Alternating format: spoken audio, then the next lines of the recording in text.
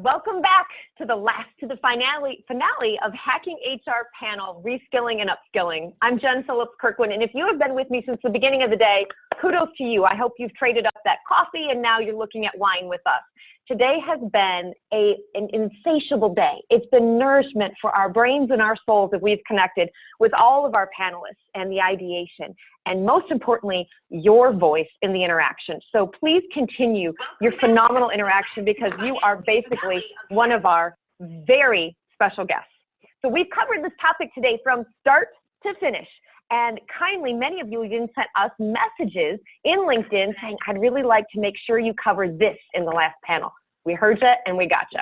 So from this new worker profile, uncovering the myths in the gig workers and the reskilling and upskilling, technology and academia, your interactions have been absolutely stellar.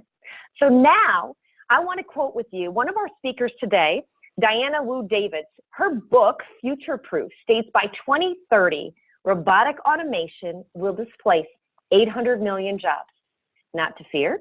What that means for us is the type of impact that we need to pay specific attention to around diversity, inclusion, constant learning needs to be fine-tuned in our delivery to the generation, meeting them where they are and how they learn. Frances West on authentic inclusion states, human diversity is at the core of disruptive innovation, and a human-first mindset is critical as the tech industry grapples with human impact technologies such as AI. So you got AI, and you got the human, and we've got the specific attention. So let me allow you to understand and meet this wonderful, incredible panel. Amy Anger, after 24 years as a lawyer with 2 Fortune 500 companies, Amy followed her passion for the gig economy and now uses that knowledge by partnering with Fortune 1000 companies to help them adopt tech and policies and engage freelancers compliantly. Diana Wu David is the author of Future Proof, Reinventing Work in the Age of Acceleration, my new and my Kindle now, a book on how to adopt more agile mindsets and practices. Diana works with global CEOs and board of directors to help them prepare for the future. And last, but certainly not least, Frances West, founder of Frances West Company, and this is just fascinating, IBM's first Chief Accessibility Officer, whoop, to the C-suite with women, and worked amongst many things to develop human-centric enterprise technology and solutions so that all people can reach their highest potential regardless of their age and ability. How apropos for the generation speak. Her Authentic Inclusion book is out in the Kindle and paperback hardback store. So welcome, Amy, Frances, and Diana. Thank you very much, Jen. All right, so Amy, let's just start right off with you. In your LinkedIn blog, you share 65% of talent managers globally say they use gig talent. So what are the primary considerations in workers as we think of and consider the generational needs? Yeah, so I think one of the important things when I was doing that research to think about is, when you think generationally, we have 2 different aspects here. We've got digital natives and we've got digital immigrants. What does that mean? Using technology for certain individuals based on their age is like learning a second language. And what does it take when you're learning a second language? It takes a little bit more time. So we just need to build more time in our training materials and our training methodologies to recognize that generationally, we've got people who aren't as used to using technology as the individuals who grew up with it. Diana, any thoughts from you on that? What does that mean? Using technology for certain individuals based on their age. No worries. Sorry. I think that hi, can you hear me? Yes. Apologies. I've been looking at the comments on the live version and then there's a bit of a delay. So yeah, I think that the issues in terms of multi-generational are sort of beyond just the reskilling and the upskilling and go to the teams that we can have for each other across the generations. And so a lot of the work that I do is related to reskilling entire teams so that they can work better together and not just focused on one specific generation or another. Francis, anything you'd like to add in before we move on? Yeah, I think in this context, when we talk about multi-generational, beyond technology, there's a different kind of motivation. You have, I think I would say the younger generation are frankly motivated probably by pay and by income, whereas the older generation are motivated by purpose and by impact.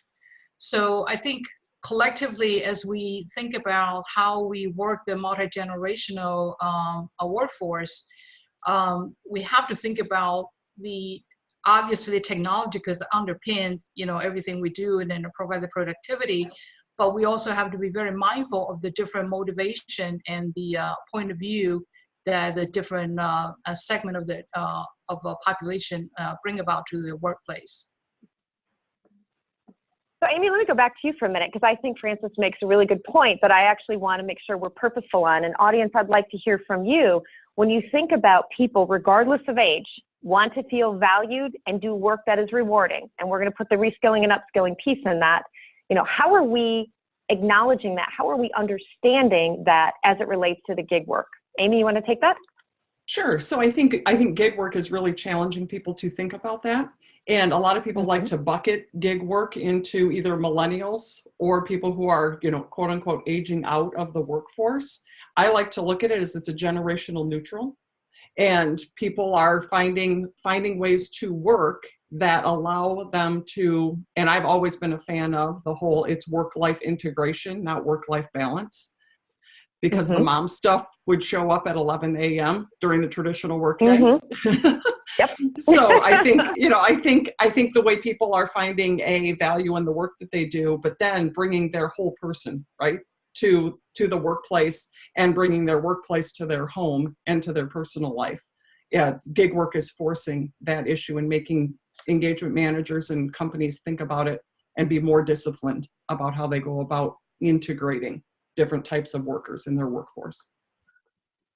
So let me ask you, ladies, what are the challenges of the generations that we do face today as we try to harness the learning that they need in this reskilling and upskilling effort? Because we recognize having 4 working generations now, and some are coming back, some are doing the freelance work or gig work. How are we able to leverage that knowledge and the learning that each generation needs? Let me go to Diana first. Yeah, I think that, Jen, that a lot of the ways that people have tried to leverage it in the past, or sort of the recent past, are to get people who are coming up through the ranks and encourage them or expect them to understand all of the technology involved, and then taking people from the senior ranks and hoping that they can be sort of mentors. And that seems like a first step. In particular, in startups, I see people saying, okay, I need a little bit of seasoning, and I have a very low ability, low capital and often low volume of gray hairs in my startup. So I'll find somebody to help us in that respect. But I think that that's changing, and it needs to change in the same way that you see on boards younger people going in, because it's really about having a conversation. If you pigeonhole people in different generations and say, okay, well, we're not going to talk about or even introduce the tech to the senior ranks because they're just too late, or even consider that the millennials are just there for social media or Gen Z. I think that isn't as useful, and we're moving, the sort of best companies are moving towards more of an integration where you can look at people as whole people that have different backgrounds and experiences, and the conversation and the teamwork that you can have with them is really much more interesting than trying to hire people for very specific, frankly, stereotypes, and then putting them into different hierarchies. We got a question from the audience, and I love this, from Rachel Gray. She says, how does adult learning theory apply in the approach? Anyone want to take that? Francis? I'm sorry, what was the question again? We had a great comment. It's like, how does the adult learning theory apply here, or is it relevant? from your perspective? The adult learning, I assume, is meaning that we need to constantly reinventing and reskilling, right? Or is there a specific reference that the question was from? No, I think we're just looking for some understanding. How do adult learners learn? What are the needs of adult learners? And there's a couple different generations probably to consider there. So in talking about their needs specifically, why don't we hound you thinking about the generations and what they need in terms of learning. So we want to meet them where they are, which could be in various different environments. And now, how can we serve their learning needs? Well, I can say that going back to actually Amy talked about, the gig economy is actually a great way for adults to learn things, because I think for most of the adults, or when I say adults, or maybe the older generation, we tend to learn things at real time, right? I mean, we don't go back to school so much as to have a very fixed time or schedule. And so that this new concept of mixing the traditional job with the gig job, I think in the first session that you were in, I think was Steve Rader from NASA talked about, it's going to be a norm that we're going to have mixing of career kind of personnel along with the gig economy people. I think that we're going to see more and more of that kind of environment where we will see or older generation take on jobs that are not necessarily within the enterprise, but could be some kind of challenges outside of the enterprise, but allow them to really apply their skills. In this case, many cases, the soft skills to, for example, one great example is all the global enterprise are trying to have innovation hubs, right? Because everybody knows the innovation drives the future. But in the innovation kind of setting is very different from the traditional enterprise settings. So in that case, if we can have kind of a cross-generational team come together, I think that's when you will see a lot of the older generation skill sets of soft skill of communication, teamwork, collaboration, or to some degree strategic thinking will come into play. So I think it's going to be a real-time, a lot of project-based learning that's going to be the most useful for this generation. I think that's a great idea. When we think about domestically, for our international friends here, we think about domestically in the government sector, they have gone through something called that silver tsunami, that retiring wave of workers. And yet what has been left is often a deficit of those skills. So trying to find the ways to lean into those knowledge workers and bring them back in a limited capacity that fits their budget, because there are such strict budgetary constraints, has been a really big win for those cities and municipalities and government entities that have been able to do that. So Diana, let me ask you, any comments in terms of what Francis has just offered? No, I think that project-based learning is not just for, the new generation. I think that that's one of the attractions of the gig economy. And as we work across potentially 100-year life, our transitions are an opportunity for that, so that when people are either in between jobs or otherwise, they can take on new projects that will really give them the opportunity to learn. I will say that I think that sort of dismantling assumptions, I've just come off 3 weeks of teaching board of directors how to operate more effectively. And sometimes it's about taking people who have done things for a long time and know the way to do them, and really talking to them about how they can be more approaching and more open about different ways to do it. And that's not, by the time somebody gets to be CEO level, that's not always their, I guess, most exercised muscle.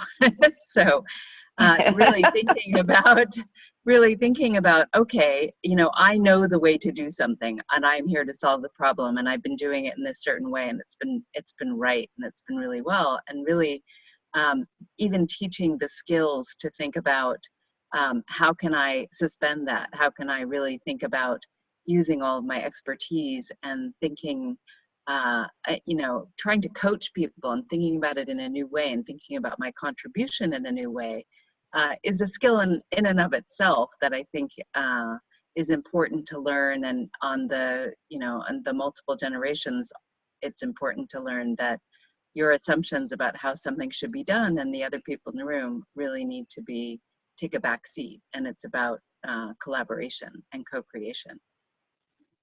So I want to call a timeout because the audience interaction has been spot on in going back to kind of, I think it was the second or third panel on the myths around the freelance and the open economy, that they're saying no more stereotypes. Okay, everybody has had it and we're exhausted on stereotypes. So I think just that acknowledgement, just wanted to be a little bit of a therapeutic moment for our interaction right here. And because there's quite a lot of chatter around the stereotypes. Now I want to go back to one point you said, Diana, in terms of approachable executives. Folks, if you have approachable executives, no, let me put it this way. If you think executives need to be more approachable, I would love to see the applause, that little hand clap in your LinkedIn. You don't have to identify yourself. You could just do a little bit of a hand clap there, and we're all going to see, okay, they're coming in. So there's some folks that do think their executives should be more approachable. So if you think about that culture, we need folks more approachable. What I hear you saying is experimentation. And I know you've got a quote in your book that experimentation is essential to innovation and goes hand in hand with an entrepreneurial mindset. And let's face it, hacking HR, we are all entrepreneurials and we're all trying to experiment today. So businesses are facing challenges they don't often see coming, and they're asking people to be willing to experiment. How can an organization experiment on advancing the learning around the skills gap with these generations? Can you talk about it, some use cases?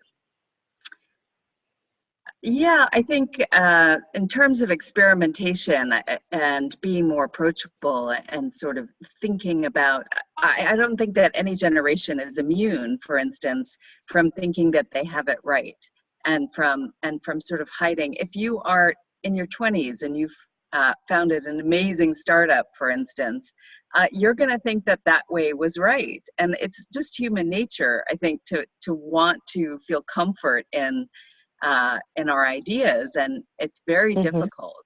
In terms of use cases, there's a huge amount of work around psychological safety in teams, and I've spent the last 20 years, doing innovation, sort of making sense of disruption. And one of the biggest issues globally, since I'm calling in from Asia, is really having that psychological safety, having a culture where people can not feel failure, where they can be, for instance, in a company, oftentimes one of the companies I work with will put together teams to work on a project, and it will be a sprint, and it will be maybe 6 weeks to begin, and then they'll do a check-in, and then if it's worth going forward, then they may scale it. And the reality is that they want to be able to have some of those fail, because if they're not willing to admit they fail after 6 weeks, then all of a sudden you're investing in 12 weeks, 6 months, and then it's very hard to shut things down. So having a culture where it's expected that some things will fail, that's a learning opportunity, that you can carry that on, is really important. I work with a lot of teams that are the digital innovation teams that are struggling with that, but it should be a whole culture for the company in order to have people willing to experiment, put themselves out there, and to maybe not do it right the first time. Like this panel, like you coming and saying, actually, we've got some great feedback from the audience, and trying to readjust from there. Yeah, so Jen, Amy, I was just going to say, Amy, you've got a lot of use cases. You've got to be chomping. Yeah, and Diana, I think it's so important. You're right, in the sense that creating that culture, and I think what companies don't realize is they'll create it kind of in that innovation bubble, and then what they forget about what's happening is what's going on outside that bubble. So what behaviors are they rewarding, either consciously or unconsciously, and what messages are they are the executives, or is the culture reinforcing that it might be okay for a top performer to fail, or it might be okay for someone to fail in a very safe, in a safety net on the innovation bubble. But what about other places where they need innovation to happen and people to make changes? So it's also taking that look and being I call it organizational self-awareness, and saying, what are we doing that's reinforcing innovative mindsets and innovative behaviors? Use cases, Jen, you know, the easier and the safer you make it for somebody to try something new, the better. And it's as simple as what I tell a lot of people who are trying to experiment with using gig workers and freelancers is that PowerPoint presentation for that meeting you have, send it to a freelancer. It's a very safe, low budget, easy thing to try. And all of us have sat around struggling, trying to create that PowerPoint presentation saying, why am I doing this? Yep. Right? Why am I doing this? And you can send it to somebody and you wake up the next morning and it's miraculously done and it's beautiful. So, you know, just creating the safe places, Diana, to your point, for people to experiment and get comfortable doing things that they haven't done before. Francis, anything you want to add in? Do you have any use cases to share here on this aspect? Yeah, I actually want to go back to the point that Diane mentioned earlier. I think it is almost mandatory that in this day and age that the executives, the boards, the C-suites, you know, really think differently and embrace the fact that because the technology is driving the change so fast, and there's no way that even though these very accomplished, you know, leaders kind of work their way up, but whatever they have gained in terms of knowledge or insight potentially will be upended because of the technology, because there's such a disruptions happening all around us. So I think it is, you know, collectively, especially the leaders have to be very aware and really, in this case, I guess have to be humble to know that, you know, in many cases, it could be your gig worker from outside or your lowest ranking, you know, employee on your team actually have the best idea. And the second thing I think goes back to what I, you know, have really become a believer is that if you want innovation, a constant innovation, a continuous innovation, a sustained innovation, it is so important to have diversity of people, right? I mean, when I say people, I mean gender, race, you know, religion, but in this case, particularly, I want to put out, you know, is people, for example, with different disabilities. And in my work at, talk about use cases, so my team actually is based in IBM research. So I had blind scientists, I had deaf engineers, and it's amazing because their disability, they have they view the world differently, they solve the problem differently, and the innovation that they came up with was just, you know, out of this world. So I think we have to be intentionally, as we drive into this very fast-moving world, intentionally design in, you know, involvement with people of all kinds of backgrounds, immigrant, non-immigrant, English, non-English, you know, really make that a prerequisite, you know, because without that, I really don't think that any organization will have that sustained kind of a growth or profitability. Agreed. I agree. Let me take a moment to acknowledge the audience here, because I know that Diana had sent me some messages wanting to know about the generational impact and soft skills, and Larry Lewis is also circling the waters here on soft skills. Can we talk a little bit about what it means to obtain and master, as Larry says, the soft skills? Because he thinks it's perhaps a little difficult for organizations to capture these types of aspects today. What are your thoughts on that? And we'll go with you, Francis. You're right here. Well, I think the soft skills is absolutely important. I mean, when I was, you know, quote unquote in my kind of mid-career, one time a mentor said to me, you know, there are three types of people that is going to make organizations successful. One is what they call the I type, I meaning like a letter I, very vertically focused expert. And then there's the H type, like a letter H, where you tend to be the middle managers who can connect, you know, experts together and become very proactive and very productive. And then you have the T-shaped people, you know, T-shaped meaning you have a domain knowledge, but you can also think horizontally. And I think the soft skill we're talking about is people that actually can think horizontally, can connect vertically with experts.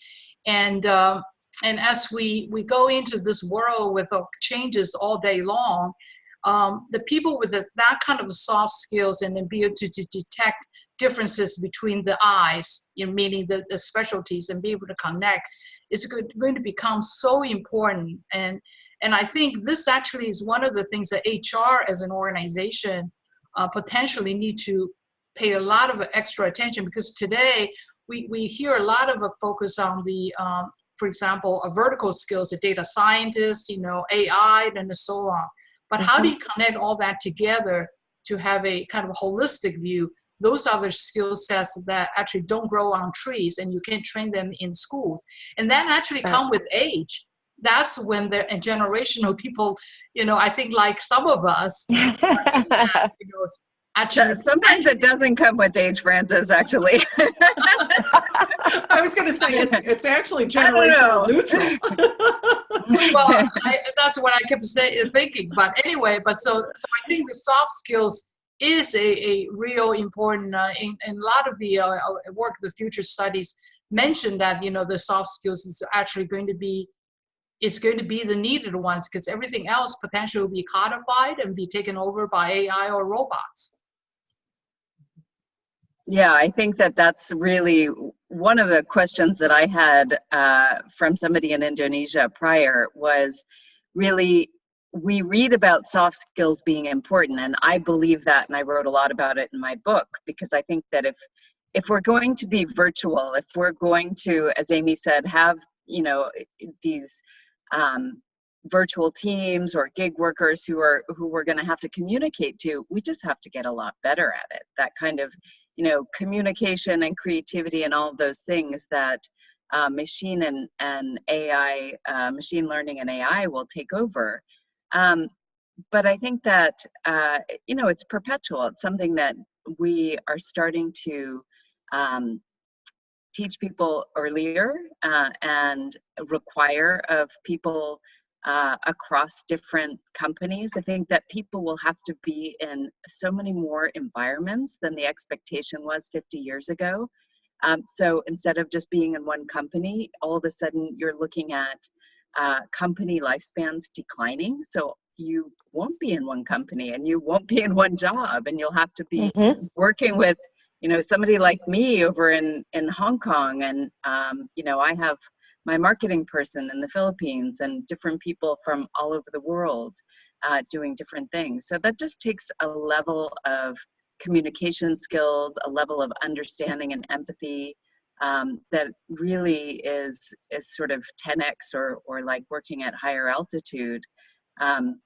But then the creativity for problem solving, the creativity for catching up with the perpetual evolution of things. You can't just communicate via writing now. All of a sudden you have to be on a LinkedIn video chat or whatever it is. All those things require people to develop some soft skills and some agility that really is new, and it's growing. It's just at the very beginning, I think. And to your point, Francis, really the ability to talk between those verticals, to be able to speak to somebody in AI and then figure out how that's going to work with the person that's down the hall doing something in neurobiology, if you're lucky enough to have an office like that. Amy, any feedback from you? Yeah, I think I couldn't agree more, in the sense that, and it's building a new muscle. It's like anything else, and that to me again is generational neutral. Anything that's new is a little bit scary, and it's creating the environment that allows you to try and potentially fail. I was very grateful when video conferencing became popular. The person I worked for at the time, it was video on all the time, and we all learned how to use it, and we created a safe space where we could give feedback and say, gee, that background isn't so great, you better fix that. But I have a question for you. Can I ask, because this is a question, you see, everybody loves soft skills, and the nice thing is that many people can learn them. But one of the questions I had was, yes, you see that soft skills are important, but then we also see that there's this huge skills gap, right? For people who, don't have very specific technical skills. And so when you're looking out, what are you going to prioritize? I mean, I'd love to hear that from you guys as to how you advise your clients or how you think about it in terms of yourselves. Yeah, I'll answer, Diana. So as far as I focus on the work that actually needs to get done and then work through what's going to really derail it. I look at it from the perspective of how can we make sure the work's not going to get derailed, and if the soft skills and potentially getting things done and influencing the organization is what's most important, that's where I prioritize it. If it's a deliverable that's going to be sent and the soft skills won't influence the work as much, I deprioritize it. So it's that human touch and understanding the work that's getting done. Mm. I kind of agree. I think if I have a choice to make, I think the especially a team leader or a manager with the right soft skill, frankly, he or she will attract the right talent, and that the task a lot of times is not just about the kind of the knowledge, but it's how do you interpret, for example, the information or a communication. So I think overall, even though there is a huge focus on the quote unquote the technical skills, especially in the tech industry, like we all know, right? But I think precisely because the technology is becoming so technical, whether it's blockchain or whether it's, a cloud computing and all that, the soft skills or what I call the human first skills actually have to come in. And this, again, coming back to what this forum is so important, is that I think historically, a lot of the hard skills are being driven, for example, by the IT department or tech side of the business. On the HR tend to stay on the HR side, but this is a place where I think the HR really have a huge impact and influence, and frankly, need to write some of the thinking of the technologists, right? Because technology are in many cases, they will create technology for technology's sake, but then they need to be pulled back at times by the HR and then maybe say, hey, what is the purpose? What is, why are we doing this, right? So I think that soft skills really needs to potentially be integrated into this new world, even more so than before. So Francis, I'd be remiss if I didn't remark on one of Vinod's shares earlier today. And Vinod has been with us since the start of the day, but he loved what you said about the diversity inclusion piece, because from a soft skill piece, that's going to impact something that's so critical not to overlook in this age of AI, which is bias. So talk to me a little bit more on the role that we can help with these soft skills in eliminating bias, or at least inventorying the bias and being conscious and fluid on those pieces. Well, I think everybody understand by now, or have heard about, AI. AI is being programmed by humans, right? I mean, at least at this point. And I think a lot of the technologies actually look beyond to say one of these days AI will program itself and create additional or a derivative of AI, but we're not there yet. Today, we still have a chance really, to influence the thinking, the logic of AI, because as it's being built up. So I think this is absolutely the time where D&I has to move from a kind of HR topic or as a social kind of a concept into the hardcore of a technology, because, and also, I mean, we are at the stage of the technology where everybody's talked about, personalizing, like personalized medicine, personalized education, everything's, a kind of an adjective is personalized. So if we think personalization is important, then that means human is important. That means you have to design with that human in mind. But in many cases, as you know, especially in healthcare, we actually did not invent or innovate a healthcare solution with the human, with the patient, even though it's called patient-centered in healthcare.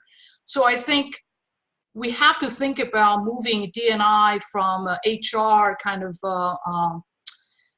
area into hardcore, technology underpinning. And this is actually, frankly, that's what I kind of make a living out of it now, because I feel so strongly about it. And also timing is so important, if we miss this, what I'm afraid is that because technology is all pervasive now with IoT sensors, we're building a lot of infrastructure right now.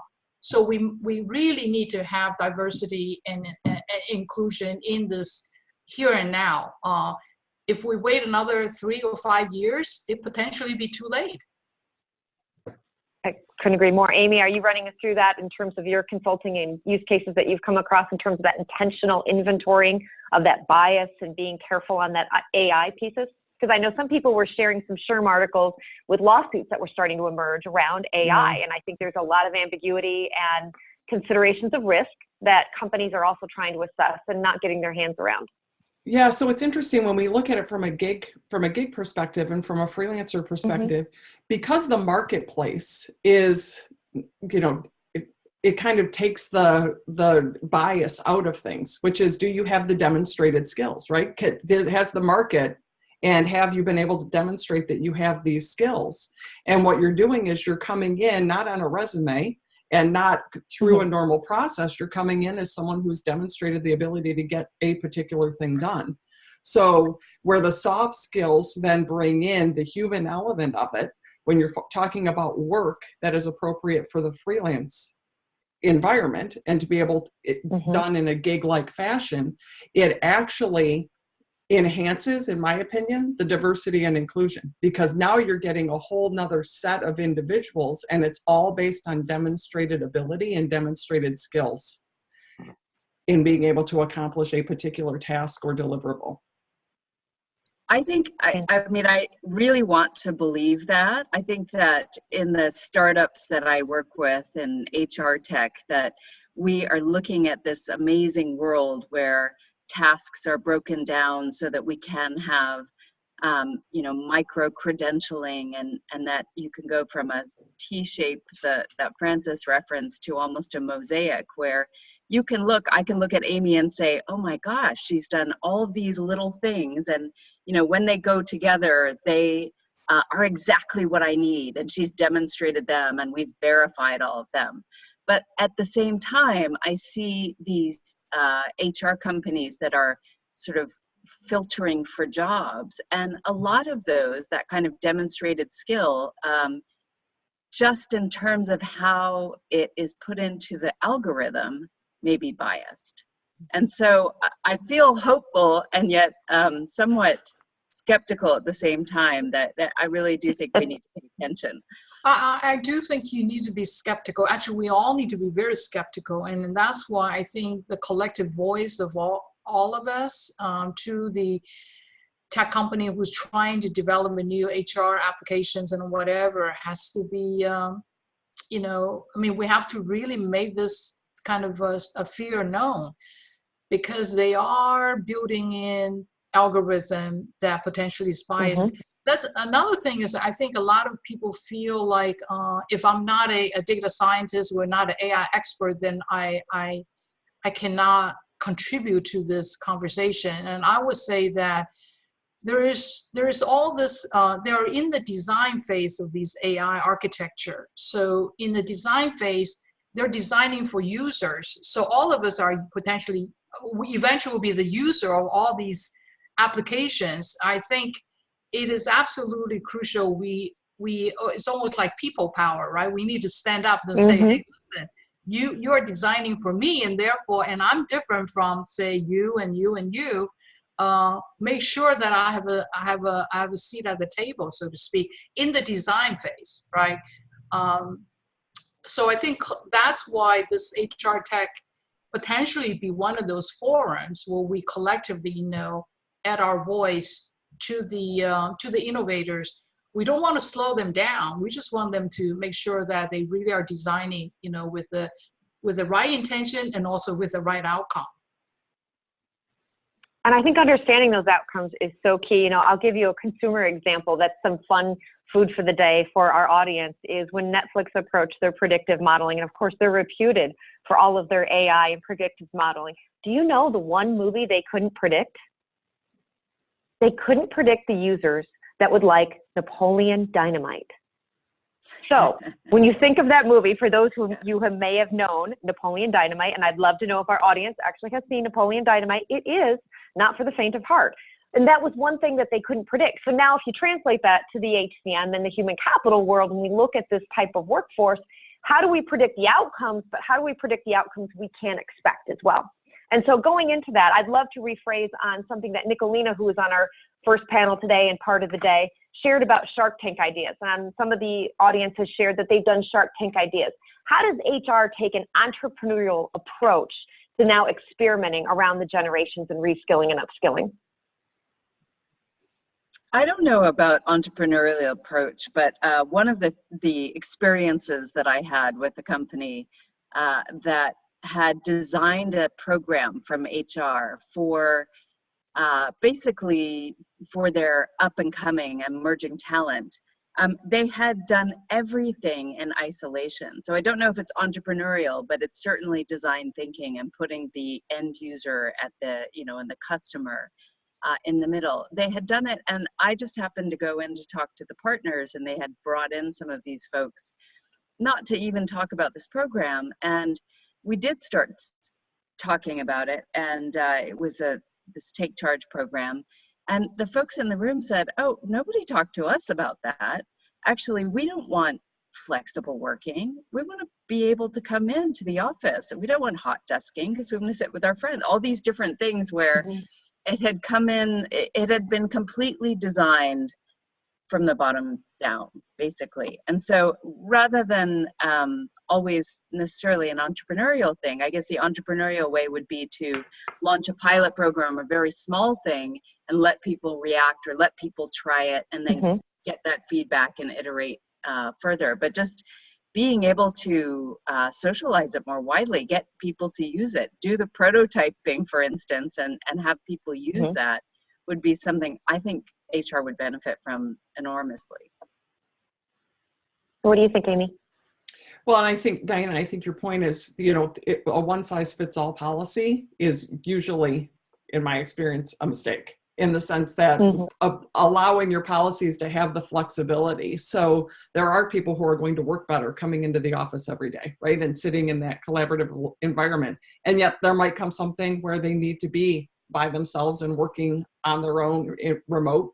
It would be better. So it's allowing for the flexibility when you're building these programs that I think is important, and understanding the generational needs in that aspect, and getting, meeting everybody where they are and where their experiences are, and allowing that that fluidity to happen in the policies. It's hard for HR because you want a very direct policy, yet, and having some fluidity in those policies is uncomfortable. Agreed. Francis, any remarks from you?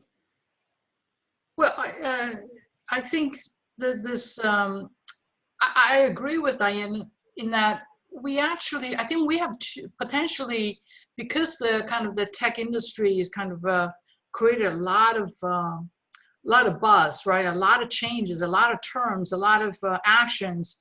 From the HR side, we don't necessarily need to be like, quote unquote, go out there and coming up with new entrepreneur models and whatever.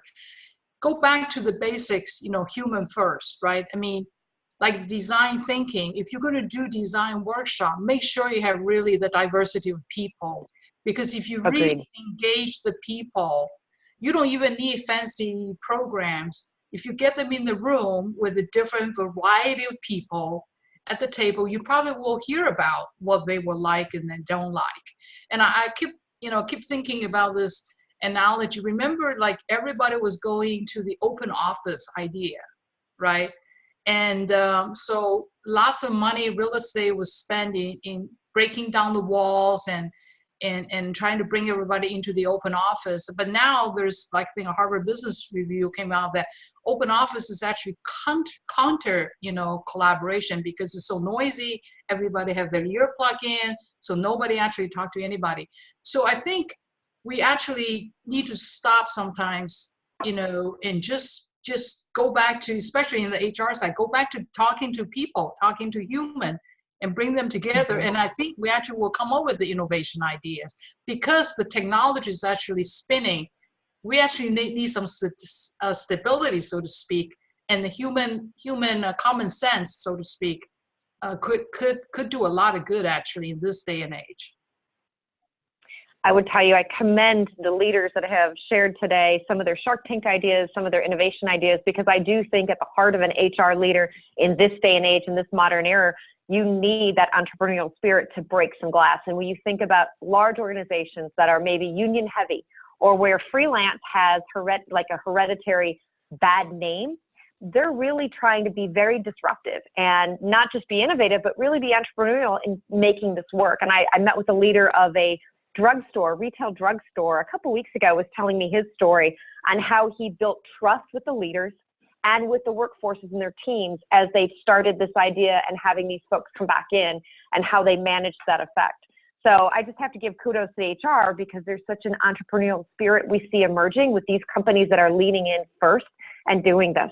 So how do companies lean in, or how do organizations lean into a human-first approach? I know we've talked a lot about the accessibility and the needs, but Amy, let me start with you. How does somebody lean into a human-first approach? What does that sound and look like specifically? Yeah, I think it's going to be different for each organization. My primary advice would be it has to be authentic. So it has to be something that feels true to what that organization's culture is. And if you lead with that first, to Francis's point, knowing who you are and having that awareness and putting your employees first and the people getting work done for you first, being true to who you are is how to lean into that. Diana, what do you see? You were just in front of many board of directors. How do you see them taking a human first, or looking for those ideas around a human first approach? Well, I think it's important more than ever, because, no longer can you gain as much competitive advantage from, the large scale barriers to entry. So talent really is the last competitive advantage. And part of it is the board of directors working with senior management to figure out what the purpose is for their company, their why, what's getting everybody out of bed in the morning, and really embedding that into the policies, the procedures, working with HR to really understand what it's like to be a human in that company, and how their smaller pieces fit into the larger purpose of the company. So I was just listening and doing a workshop with some of them, and somebody brought up Rio Tinto, which is a mining company, and they have, with their new CEO, completely transformed their mission statement to really focus less on what they do day to day, and more about their end user, and being involved in the human progress that their mining supports, really. So kind of going towards that purpose in the company and connecting the people in it to that is something that I see happening a lot more at the board level. Awesome. All right. Well, in closing thoughts, let me talk to you a little bit about your businesses and how folks can understand what you have to offer and network with you. Amy, let's start with you. Yeah. So companies who are interested in bringing in diverse workforce and looking at different models, that's what I help them with, having spent years in the law and the risk function, and understanding what policies and what HR is worried about, and understanding the mindset of a gig worker and the work and how to break it down.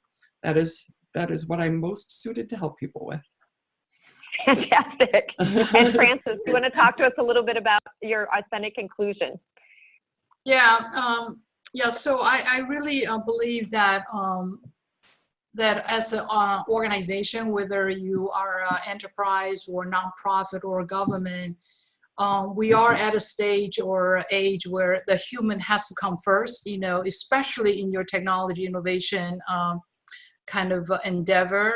And that if we can, and we have to be authentic, like Amy said. And then when I say authentic inclusion, what I mean is that as an enterprise, you have to have your principle and your purpose aligned, and that you have to be, quote unquote, operationalized inclusion by having policies and procedures and also metrics in place. And I really believe that, diversity and inclusion has to become a business imperative. And that's what I do is to work with organizations to understand why this is a strategic imperative beyond, beyond human resources as a business kind of a centered thinking.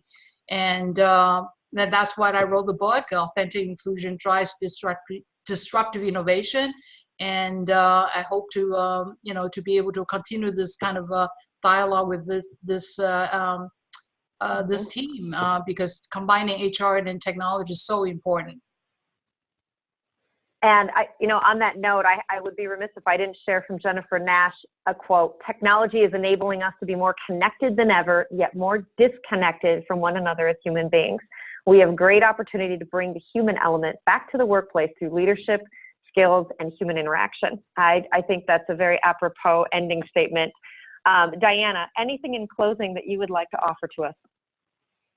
I think that this is a great opportunity for us to have this conversation on LinkedIn. And, I think that in my work, future proofing for organizations, I would welcome people to connect on LinkedIn and continue to have the conversation, because I think that it's been a great opportunity and venue for us to share ideas across the world. So I applaud Hacking HR for bringing us together, and hope that it really is just the beginning of the conversations we have about how to do this in a better way.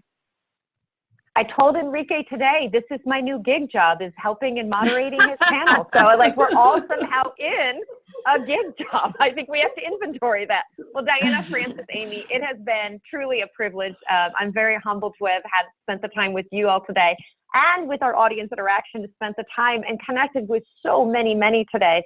Let's continue the conversation. The leadership and the inspiration today was riveting.